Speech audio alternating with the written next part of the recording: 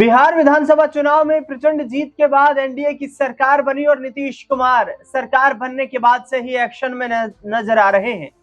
दरअसल बता दें आपको कि सोशल मीडिया अकाउंट्स और तमाम तरीकों से अपनी पार्टी के कार्यकर्ताओं और नेताओं को नव वर्ष की बधाइयां देने के बाद मुख्यमंत्री नीतीश कुमार अपने चिर परिचित अंदाज में ही पार्टी दफ्तर पहुंच जाते हैं। बता दें आपको कि नीतीश कुमार का ये पहली बार इस तरीके का दौरा नहीं है। इससे पहले भी नीतीश कुमार कई बार बिना किसी पूर्व सूचना के पार्टी दफ्तर व अनेक विभागों में पहुंचते रहे हैं, वहां का दौरा करते रहे हैं, परिस्थितियों का जायजा लेते रहे हैं। ऐसे में सवाल यही उठ रहे हैं लगातार कि आखिरकार बिहार में नीतीश कुमार 2026 में क्या बीजेपी के साथ ही चलाएंगे सरकार या फिर कर देंगे इस बार बड़ा पलटवार। दरअसल जिस तरीके से बिहार में दो बड़े राजनेताओं के दलों की तरफ से जो प्रतिक्रिया सामने आ रही है, वो बिहार की राजनीति में सियासी उथल पुथल मचा देने वाली है। दरअसल बताएं आपको कि जीतन राम मांझी ने खुले मन से जिस तरीके से ये कहा कि अब हमें एक केंद्रीय मंत्री और एक कैबिनेट मंत्री से काम नहीं चलेगा, राज्यसभा भी चाहिए, लोकसभा भी चाहिए और मजबूती चाहिए बिहार में।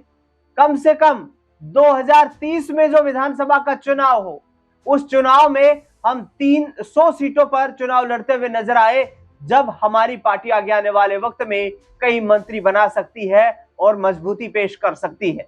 ऐसे में हमें चाहे सड़क पर ही क्यों ना उतरना पड़े, लेकिन पार्टी को मजबूत करने के लिए आगामी वक्त में हम पुरजोर कोशिशें करते हुए नजर आएंगे। ये बयानबाजियां जीतन राम मांझी की थी। उसके बाद राष्ट्रीय लोक मोर्चा उपेंद्र कुशवाहा की पार्टी के 3 विधायकों को लेकर उनके विधायक रामेश्वर महतो ने एक बड़ा बयान दिया।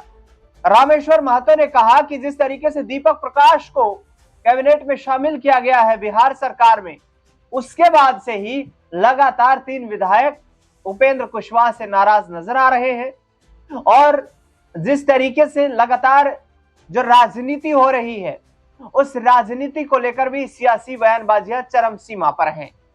बता दें आपको कि आगामी वक्त में क्या नीतीश कुमार को सियासी तख्तापलट करने की कोशिश करेंगे। उनकी पार्टी के तमाम नेता ये कहते हुए नजर आ रहे हैं, जिसमें सीधे तौर पर ये कहीं ना कहीं सियासी चर्चाएं चल रही है कि नीतीश कुमार हो सकता है कि आने वाले वक्त में एनडीए गठबंधन को छोड़ दें। यदि नीतीश कुमार एनडीए गठबंधन में शामिल नहीं हुए तो फिर बीजेपी के लिए सरकार चलाना चुनौतीपूर्ण हो सकता है। हालांकि 17 विधानसभा सीटें इस बार चिराग पासवान की पार्टी ने जीती हैं। 89 विधानसभा सीटों पर भारतीय जनता पार्टी का कब्जा है। राष्ट्रीय लोक मोर्चा जीतन राम मांझी अन्य राजनीतिक दलों के समर्थन की बात करें तो वहां से हो सकता है कि नीतीश कुमार की गैर मौजूदगी में भी बीजेपी सरकार चलाती हुई नजर आए, लेकिन ऐसा संभव नजर नहीं आ रहा है। और इस पूरे मुद्दे पर जब हमने जानने का प्रयास किया अपने वरिष्ठ सहयोगी अमन जी से, तो उन्होंने क्या कुछ कहा वो बयान आपको सुनवाता है। आरएलएम के विधायक की तरफ से, रामेश्वर महतो की तरफ से कैसे देखते हैं उपेंद्र कुशवाहा को लेकर के? कह रहे हैं कि 3 विधायक हमारे पार्टी के नेतृत्व से नाखुश नजर आ रहे हैं। क्या बिहार में एनडीए अब बिखरने वाला है? देखिए दिनेश जी, बिल्कुल ये बात तब से दिखाई पड़ती है जब मंत्रिमंडल का विस्तार हो रहा था, शपथ ग्रहण समारोह मुख्यमंत्री का हो रहा था। अचानक से जो मंत्रियों की शपथ हो रही थी उसमें से उपेंद्र कुशवाहा के बेटे का नाम निकल कर सामने आता है और वो जाकर मंत्री पद की शपथ लेते हुए नजर आते हैं। हालांकि वो भी खुद अचंभे में थी कि अचानक उनका नाम कैसे निकल कर सामने आ गया। और जो जिक्र आपने अब कर दिया कि भाई 3 जो विधायक हैं वो पूरी तरीके से नाराज दिखाई पड़ रहे हैं। भाई ऐसा नहीं होना चाहिए था। ये जो कार्यकर्ता है उनकी भावनाओं को आहत करने वाला है कि आप अचानक से परिवारवाद को बढ़ावा देते हुए नजर आते हो। आपके जो विधायक साथ में चलने को तैयार हैं उनको आप इग्नोर कर देते हो। और यहाँ पर जो रामेश्वर महतो हैं जिस तरह से खुलकर मुखालफत कर रहे हैं, खुलकर जो बात सामने रख रहे हैं, उससे तो ये समझ में आता है दिनेश जी कि बिहार में आपस में जो एनडीए का कुनबा है बिगाड़ की स्थिति बनने वाली है। क्योंकि जीतन राम मांझी का जिक्र आपने कर दिया, उधर जो है चिराग पासवान की पार्टी जो है एलजेपीआर वो भी कहीं ना कहीं नाखुश नजर आ रही थी। तो ये तमाम ऐसी बातें हैं जो बीजेपी और जेडीयू दोनों को परेशान करने के लिए काफी हो जाती हैं। फिर मुख्यमंत्री पद को लेकर बात चलती है, कभी ये निकलकर सामने आता है कभी नीतीश कुमार को मुख्यमंत्री नहीं रहना चाहिए, कभी सम्राट चौधरी का जिक्र हो जाता है, कभी निशांत कुमार का नाम निकलकर आ जाता है। तो पशुपेश में कहीं ना कहीं एनडीए कुनबा जो है बिहार के अंदर पड़ा हुआ दिखाई पड़ता है। अब यहाँ से किस तरह से वो आगे बढ़ते हुए दिखाई पड़ेंगे। और जिस तरह का रामेश्वर महतो ने बात कही है कि उनकी मुलाकात बीजेपी के कार्यकारी अध्यक्ष नितिन नवीन जो है उनसे मुलाकात हुई है, तो उसकी भी कोई ना कोई मायने जरूर है, क्योंकि देखिए बिला वजह राजनीति में यूं ही कोई किसी से नहीं मिलता, और वो भी ऐसे वक्त पे जब लगातार तीनों अपने कह सकते हैं दल से और उपेंद्र कुशवाहा से नाराज दिखाई पड़ रहे हैं। बिल्कुल सर, जीतन राम मांझी ने भी जो बयान दिया था, अब कुशवाहा मांझी ये तो कहीं ना कहीं स्थानीय राजनीति के मजबूत पिलर हैं बिहार में, और ये पिलर जो है किसी तरीके से हिलते हुए नजर ना आए, इसके लिए एनडीए में भाजपा ने इनको जकड़ लिया था। लेकिन केसी त्यागी ने बयान दिया कि भाई हमारा गठबंधन सिर्फ बीजेपी से है, जीतन राम मांझी, उपेंद्र कुशवाहा, चिराग पासवान से नहीं है। तो ये क्या संकेत है? देखिए बिल्कुल, और महत्वपूर्ण बात आपने ये भी उठाई दिनेश, क्योंकि अगर हम देखें तो जिस तरह की बात केसी त्यागी कह रहे हैं वो साफ तौर पर इशारा कर रहा है कि बीजेपी के साथ ही क्या जेडीयू चलना चाहता है, और जो छोटे मोटे दल साथ में हैं इनके रहने से या ना रहने से कोई फर्क नहीं पड़ने वाला। आप देखेंगे और उपेंद्र कुशवाहा अलग भी हो जाते हैं तो आप क्या फर्क पड़ने वाला। वहीं अगर जो मांझी की बात करें, अगर वो अलग हो जाते हैं तो भी कोई खास फर्क नहीं पड़ा, लेकिन हाँ अगर एलजेपीआर और अगर जेडीयू अलग हो जाते हैं तो बीजेपी को बड़ा झटका लगता हुआ ना सिर्फ बिहार में नजर आएगा बल्कि केंद्र में भी दिखाई पड़ेगा, क्योंकि जहां जेडीयू के 12 सांसद वहीं एलजेपीआर के 5 सांसद, दोनों को मिलाकर 17 का आंकड़ा बन जाता है, और बीजेपी के लिए मुश्किल हो जाएगी। भाई 294-93 उनके पास टोटल मिलाकर जो सांसद हैं उसमें अगर 10-20 ये हट गए तो बहुत बड़ी दिक्कत में पड़ते हुए दिखाई पड़ेंगे। इसलिए फिलहाल मांझी और जिस उपेंद्र कुशवाहा जो फड़फड़ा रहे हैं और लगातार बात कर रहे हैं कि भाई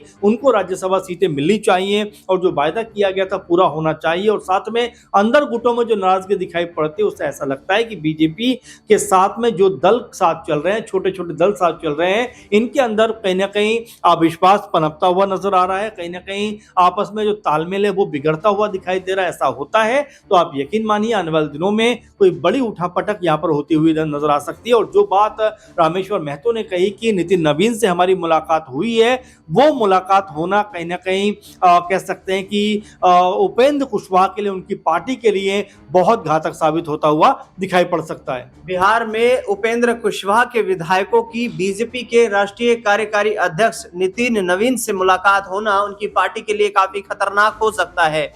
अमन जी, आखिरी सवाल यहाँ पर पूछूंगा, और आखिरी सवाल ये रहेगा कि तेजस्वी यादव जिनकी पार्टी जो चुनाव में हार गई, आरजेडी जो कि सबसे बड़ा राजनीतिक दल 2020 में बनकर उभरी थी, उनकी पार्टी के नेता भी ये कहते नजर आ रहे हैं कि भाई ये जो एनडीए गठबंधन में बयानबाजियां 14 नवंबर को नतीजे सामने आए थे और अभी महज 1.5 महीना गुजरने तक ही ये जो बयानबाजियां सामने आ रही है, ये सिर्फ एक कुर्सी का गठबंधन था, ये बिहार के लोगों का गठबंधन नहीं था। क्या वाकई वही हकीकत में बदलता हुआ दिखाई दे रहा है? देखिए बिल्कुल, और ये बातें कही जा रही हैं कि बीजेपी के अंदर तालमेल का अभाव दिखाई पड़ता है, लगातार बयानबाजियां हो रही हैं, कभी जितना मांझी कुछ कह देते हैं, कभी उपेंद्र कुशवाहा कुछ कहते हुए नजर आते हैं, कभी जेडीयू खेमे से कुछ बात निकल के सामने आती है। उससे तो कम से कम ऐसा लगता है कि जो तालमेल होना चाहिए था वो तालमेल नहीं। और आपने देखा जिस तरह नीतीश कुमार के ऊपर जब कह सकते हैं कि जो हिजाब पूरा मामला निकल कर सामने आता है, उसके बाद उनकी छवि पे भी कहने का असर पड़ता है।